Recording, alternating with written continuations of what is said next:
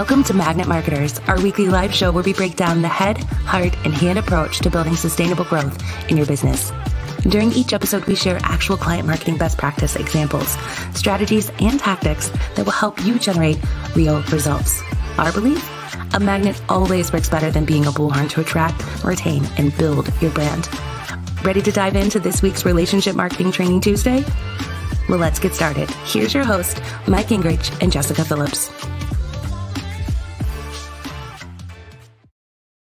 Yay. Hello, everyone, and welcome to this week Training Tuesday Live.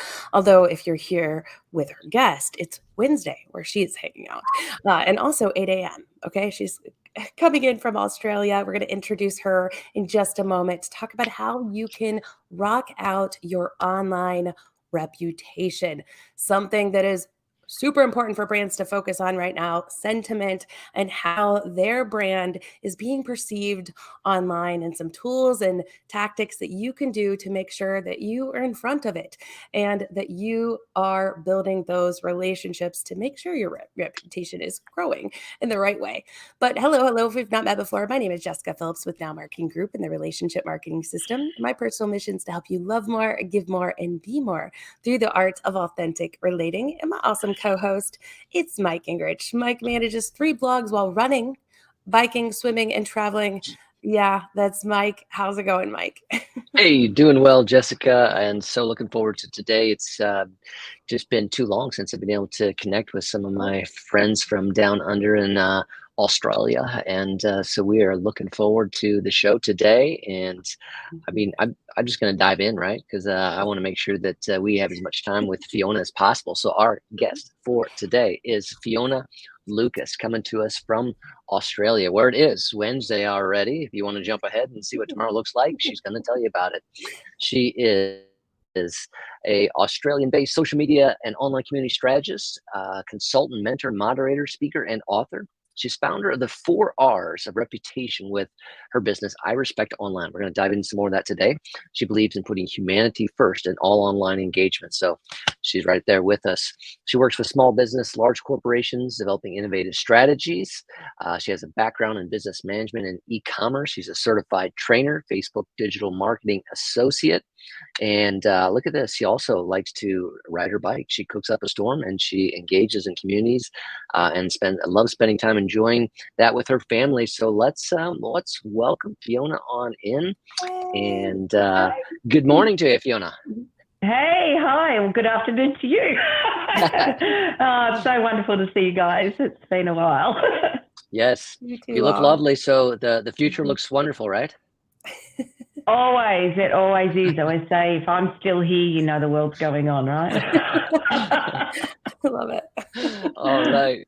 Oh, wonderful, Fiona. So good to have you here. So good to see you again. And so good to, just to talk about this topic, because online reputation, so important these days. We've seen things, with the Twitter blue check marks, and we've got sentiment on Google and different pieces. So, you've been doing this for a long time, but why is today or different or more important than ever in online reputation management? Yeah, look, I just think that we've got to that pace. We know, you yourselves know, the focus is on humanity. It's the way we engage with each other. I go by a little kind of equation, which is that, my reputation equation, which is perception plus your experience of a brand or you, is exactly how you develop your reputation. So with that said, the perceptions that people have now, they're looking more into what's behind the scenes. Stories have been so important in our marketing for a long time now, and that's because people are sick of the same old straight advertising. They really want to connect with who's behind the brand. They want to know what your values are, what do you stand for in the world, particularly, the younger generations coming up. They care about the future of our planet, right, and they want to make sure that we're engaging with them on that path too.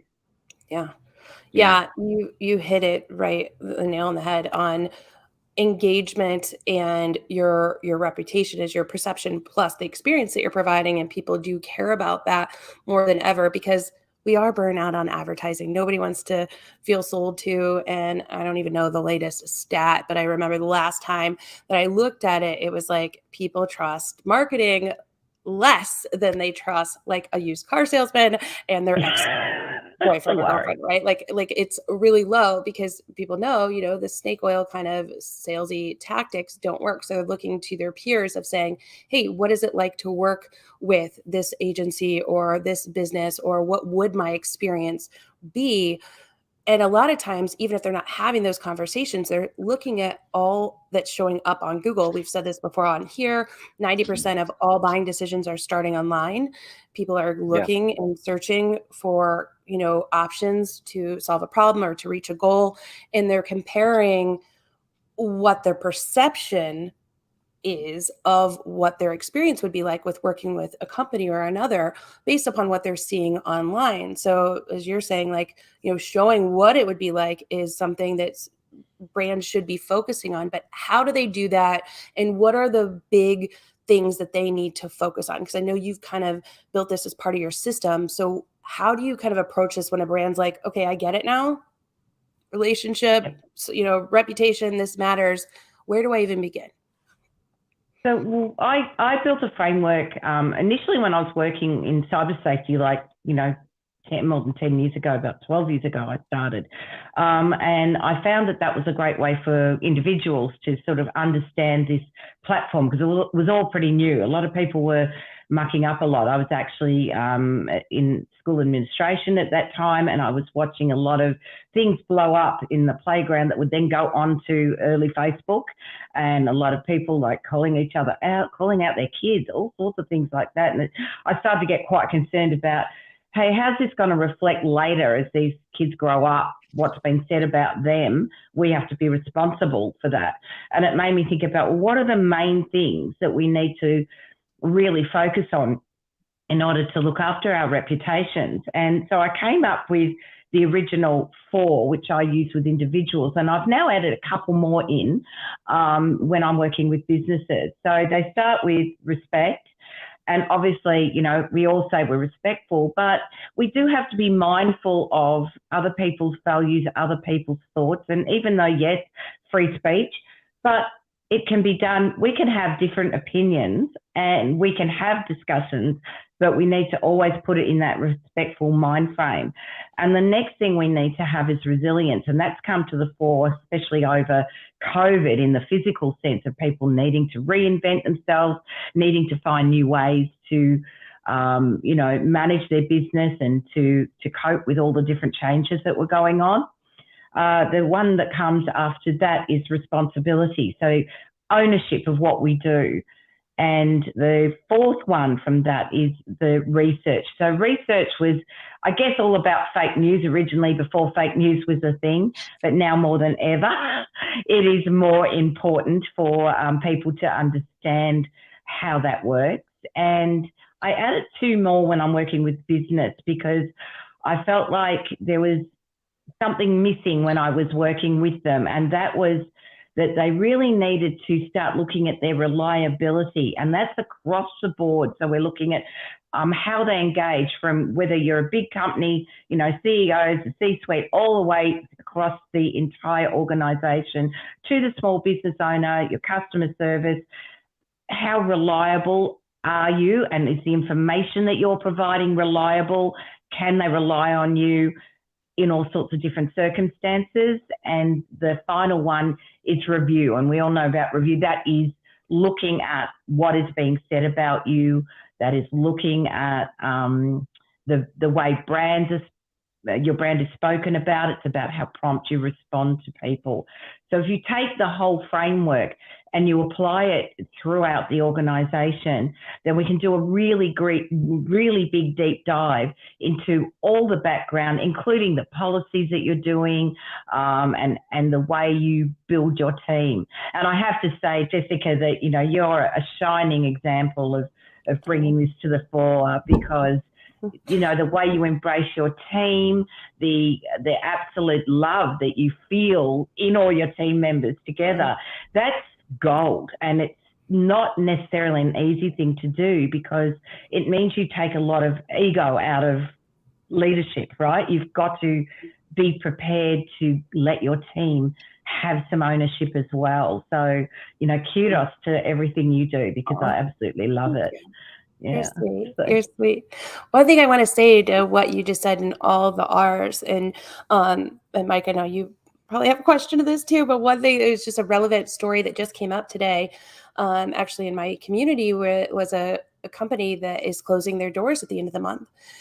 And this wasn't something that was published like publicly. It was like an email that was sent out to their like current customers. And I had so many phone calls coming in like, hey, did you hear this agency is closing its doors? And so I shared it kind of privately with my team and said, hey, you guys just be prepared. We're getting a lot of these leads coming in. And the common thing that I was hearing through every message that was coming in was, I'm not surprised because I've not heard anything great. And the things that were being said was about how the team was treated, like just counting hours and all of that. And it all boiled back down. Basically, all the conversations were things that were being said behind closed doors, but it was a common knowledge, right? So I love that what you're saying, even though you finished on reviews and what's maybe public seeing it, that it does have to start from the within part of your brand reputation and managing it. It has to be something that's part of your core, like you said, policy, heart, and how you're showing up to treat your team, and which then your team knows how to treat its customers, which then the customers know how they want to respond and be part of this company. But the brand reputation reviews, even though this is a huge part of your marketing and sales, it starts before that, because if not, this is something that's going to keep bleeding out, that it's common knowledge. People know, they get a vibe of what it's like to work with you, even if it's not being read across a screen online, That's right. They just keep talking too. I mean, if you have a bad experience in a workplace, you tell your friends about it. You're confiding in them, and then that story comes up somewhere else. And if enough people do that, it really starts to impact. And, and I've seen that go into a bad situation where even partners have then got angry and then gone and given a bad review because of how their spouse was treated or something like that, which, the business will look at that and go, well, you don't work for me, you have no right to say this. But the problem is they didn't address what was going on in the first place, and they allowed this to brew. And look, that sometimes there are genuine reasons why, someone's been let go or there's been some issues within a company. But it's the way you embrace that and the way you deal with that matters a lot. And you still got to have this nurturing outlook. And, I know some people just say, oh, it's all too much, I'm their boss, that's it, they have to do what I say. But it just doesn't cut it anymore. And it's part of the responsibility that we have as business owners, is to ensure that we are nurturing. Sorry, I just realised I've got a noise happening there, so I'm just getting rid of something, so it doesn't do that anymore. Sorry. I don't know if you could hear it, but it was a loud ding. So making sure that we are nurturing everyone, and we're taking responsibility for how we deal across the board, from the team to every single stakeholder that comes into your business, whether you're buying products from somebody, in the back end, how you deal with those, how your customer service is, and more than anything, how you treat your employees. And I mean, that's been a big part of the kickback to Twitter and Elon at the moment, was the way he just came in and razor-ganged it, not good, especially when you haven't actually looked to see who you probably really needed still on your team. So, really great example of, okay, he's got a big enough fan base. He's, huge player, given his, his status, the money he has to play with. But at the same time, people are turned off. And that's not a good thing for all the projects that he's involved in, because he's involved in a lot more things than Twitter. And it reflects, it can make people go, oh, do we really want to be working in that kind of environment? So, it's a little bit old school, isn't it, that top-down approach? There you go. Yeah. And I think, reviews are public, right? I mean, so that's something that somebody can go on and see. And I definitely make a ton of decisions, 2 out of 5 stars versus 4 out of 5 stars. What am I looking at? It's simple, you know, but kind of what you're talking about is something that goes deeper. And I think you mentioned it earlier, is just that, the emerging kind of generation, those teens, 20s, even 30s and above, there are not evaluating solely just on those public reviews. Jessika touched on this as well, but on something deeper, the values or the experience, what they're hearing. That's that sentiment, those types of pieces, more than. So it's bigger, it's broader, it's deeper, and I think that's what's significant maybe for businesses to think about and consider. It's not just about do you have all 4 out of 5, 5 out of 5 stars, but what is that sentiment going around? And that's going to come through your team, through people's experiences with your team, and all of that. So there's a soft side, soft skills, versus just a hard data side too. Yeah. Oh, soft skills are vital. They really, really are. And even when it comes to when you're talking about reviews, we also have, that's to do with that, I talked about, the reliability of information. This is where, your fake reviews, I mean, I'm like you, I look, but if I see too many 5 stars without anything written, I will go and start reading the ones with the comments more, because I feel like the ones that put a comment, they're more likely to be genuine than, although, you always balance. I always think I look for the happy ground in between to see, because, you might have had a disgruntled, competitor coming in there or something like that, which, hey guys, that's not respectful, but, that brings back to that, how we're engaging. But, if you just see a whole bunch of like sort of the lazy stars, if you know what I mean, with nothing behind them, then it can look a little bit like, hey, did they just, get every friend they knew to go and give them a 5-star rating? Right. Or give them coupons and stuff for doing it and stuff. Because I think that's the key that brands really, really, really need to get, that we are talking about a lot recently, is that this is something you can't buy. It's something you can't rig or gamify or, just put a plan in place. It has to be part of the route. Like you were saying at the very beginning, the culture is a big part, how you're showing up and treating people with respect, the reliability, how you're treating your customers, your product, and the care and everything you're putting into either your product, your service, all of that as well. But also the other things that you believe in and kind of having a stance. I would never expect myself as a child to talk about the wages and things that people are making at an ice cream shop before I decided where to get ice cream, but my kids do.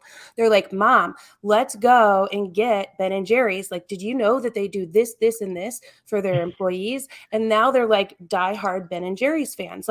I don't think I was thinking that way when I was, their ages, but the younger generation now is. They care about Starbucks and how they're getting rid of the cups and you can bring your own cup, and they have an acceptance of paying premium for things that are premium quality of care and what they stand for. So they're willing to invest in those things because they see what it's attached to, why it's premium, right? And I'm hearing those conversations now with my 14, 16, and 18-year-old, and they've been talking about it more and more, and the brands that they're following, and really they know a lot about the history and how the company is run and how they're treating their people, and it's something that's not just something you can buy in a campaign. It's something that has to be at the root of it, and quite the opposite on some things that they do know that a company's maybe waffled on before. Because as you said, where this came to you was the early days of Facebook, where people are talking about maybe their kids and things online and in a negative light. What's that going to look like in 10 years when they grow up? Well, the same thing true now for brands. If you haven't always believed it, lived it, stay true to it, and you feel like you could just go with the flow, the receipts are still there, and it's still knowledge that people are going to dig in and find out. So it has to be part of the foundation of you kind of taking a stand and saying, here's who we are as a company, here's how we're going to show up and operate. And if it's ingrained with everything that you do, then that is the brand, right? Like that's the brand. Absolutely. Yeah. that If you're you monitoring. you build them on the 4R's foundations, even the most basic version of that, then you're going to be stronger because you're going to have you have a value statement that is openly out there.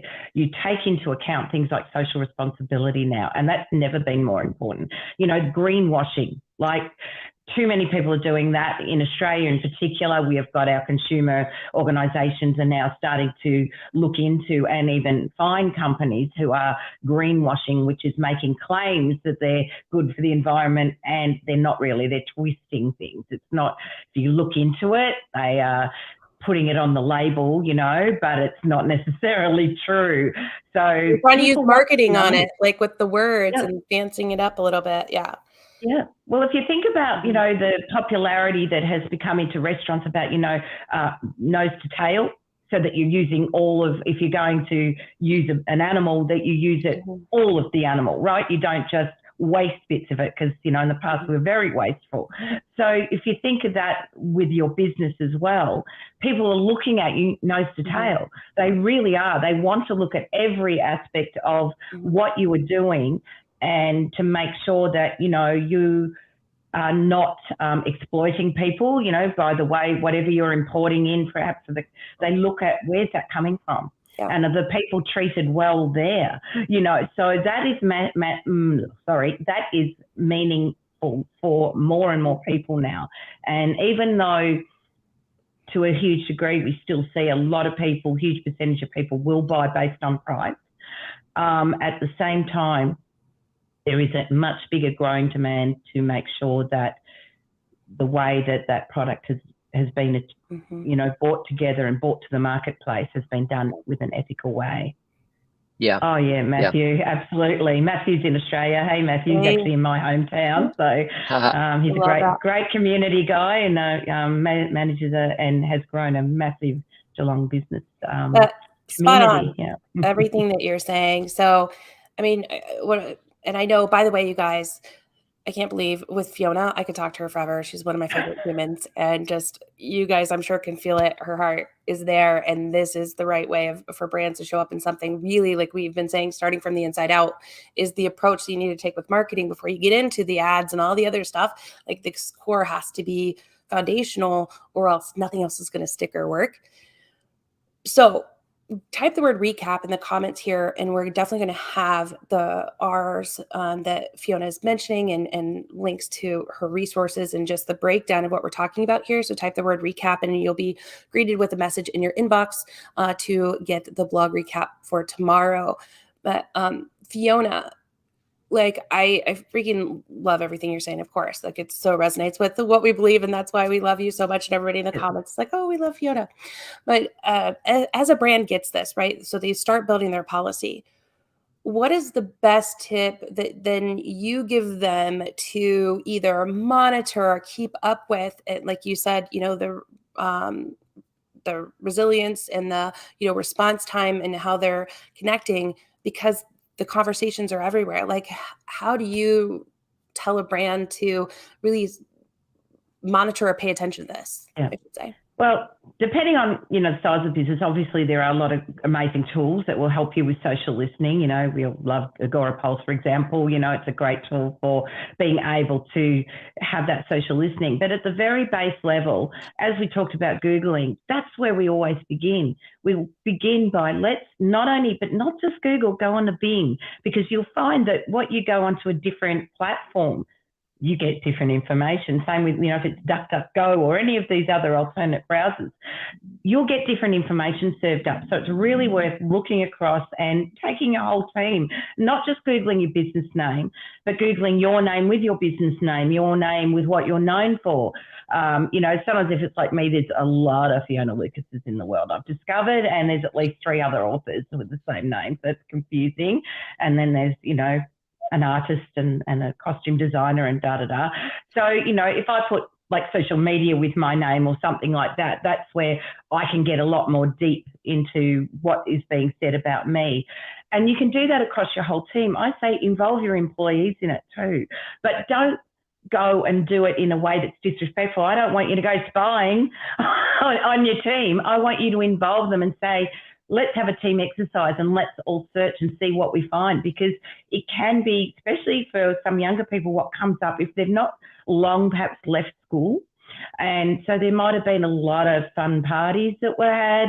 And that kind of brings me right back to when I first ever got involved, was around the story of a friend's daughter who actually missed out on a role that she wanted. And that was because the photos that came up about her were a disconnect with the brand itself that were looking to employ her, right? Because it was in the legal field and they wanted somebody who was obviously very professional, and photos of you drunk on the ground, you know, with the legs in the air and that kind of thing doesn't cut it. Now, I also think it's kind of unfair when you're young, but, you know, that's another story.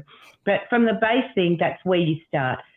Be aware of what is being said about your brand, and then look at it and say, okay, is it all good? Is it not? Go back and look at your reviews and make sure you do always address them. That's so important. You know, not just allowing anyone to sort of say whatever they like. You want to address it. Even if you don't like it, you need to come back and say, you might look at your database and go, well, I don't think I've ever worked with that person before. But you just say that, say, look, I'm sorry you feel you've had this experience. However, we can't find evidence of what you've done. Please, will you contact us on this number or email us, and let's get to the bottom of this for you, because we only want you to have had a great experience. And sometimes, and quite often actually, if there is a real issue there and you take a softly human approach to it, they'll actually go and remove that for you, because we know it's very hard to get things removed. So, you know, and I have got a little 12-point reputation checklist for people to sort of work through that I'll let you know about, that people can just, you know, go and message my page on Facebook at I Respect Online, and they can get hold of that just by putting reputation checklist in there, and that'll just give them a little download that they can just, you know, work through either on their own or with their team, sort of to help them go through these main points and look at, are we doing this? And if we are, great. And if we're not, what can we do better? So, you know, looking at it from, you know, respect, most of us do that, but we consider that as being about your, not just the way you treat others, but the values that you show as well. So you're wanting to make sure you've got a clear value statement. And then you want to look at how you are demonstrating your social responsibility, because that's important. It's no longer just governance for big corporations. It matters right across the board. So having some sort of clear value statement is a really good thing to do. The other thing is with your resilience, that's all about not just recovering from, you know, a negative situation or anything like that, but it's also about demonstrating like the self-belief, the beliefs that you have within your organisation, and the way that you engage with each other, the peer interaction that you have. And then obviously research, always owning, and it ties right back to being responsible, is that whatever you share, particularly if you do a lot of curated content, look at what that actually says. Because I've seen people just, like, they gather a whole lot of stuff, and they haven't actually read it. They just go, oh, yeah, that's about what we talk about. And they fill their Twitter feeds and they fill their, you know, all their social media up with all these things they've curated, and they never read them.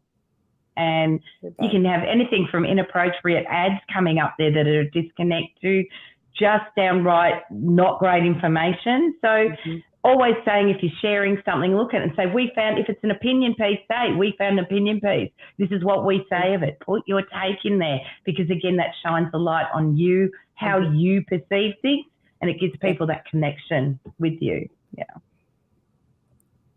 Hopefully that's helpful. To all of that. I can't wait to share rush through that because of time. No, you're good. That was perfect on time. And yes, if you type the word recap in the comments, we're going to share the link to Fiona's site where you can get that checklist and go through it and make sure, you know, that your brand is showing up in the right way, that you're monitoring, you know how to search.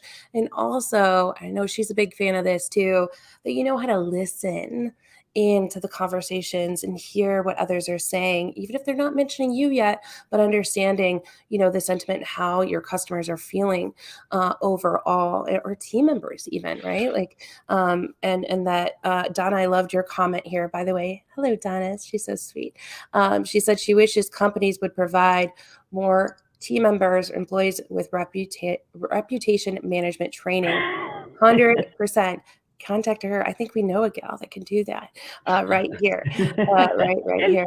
But everybody's saying that they're loving this information, and yes, that this is what matters today. So 30 minutes goes by way too fast, especially when we have amazing people. And like you, we'll definitely have to have you back, wonderful.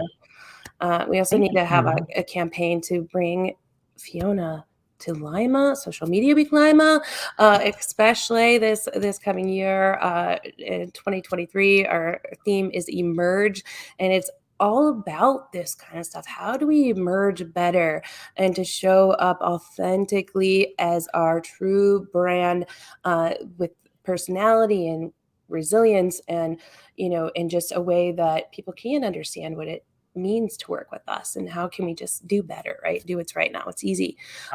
So Social Media Week Lima will be here next June 21st, 22nd. June. Yeah. Here before just before my birthday. Before we know it. I love seeing all the recaps in the comments here, you guys. But thank you so much, Fiona, for joining us from the future.